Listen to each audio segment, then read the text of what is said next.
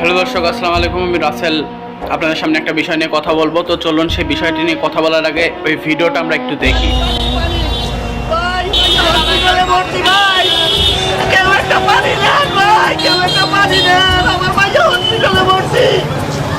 আমার মায়ের চিকিৎসা করাতে 3 লাখ টাকা লাগবে ভাই, কেউ একটা পানি না।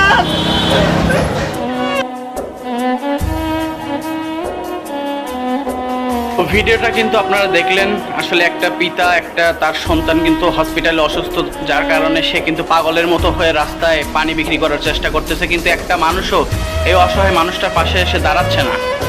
তো বর্তমানে সোশ্যাল মিডিয়ায় ভিডিওটা কিন্তু অনেক ভাইরাল। তো এই লোকটার জন্য সবাই দোয়া করবেন যেন আল্লাহ তাআলা তার মেয়ের সকল চিকিৎসার অর্থনৈতিক যে সমস্যাটা সেটা যেন প্রবাসী ভাই আছে, আমরা যারা কন্টেন্ট ক্রিয়েটাররা আছি, সবাই মিলে যেন তার পাশে দাঁড়াতে পারি এবং তাকে যেন সর্বোচ্চ সাপোর্ট করে তার মেয়েটাকে সুস্থ করতে পারি। তো ভালো থাকবেন, সুস্থ থাকবেন। ভিডিওটা ভালো লাগলে অবশ্যই আমাদের পেজটি ফলো করে আমাদের সাথে থাকবেন। আসসালামু আলাইকুম।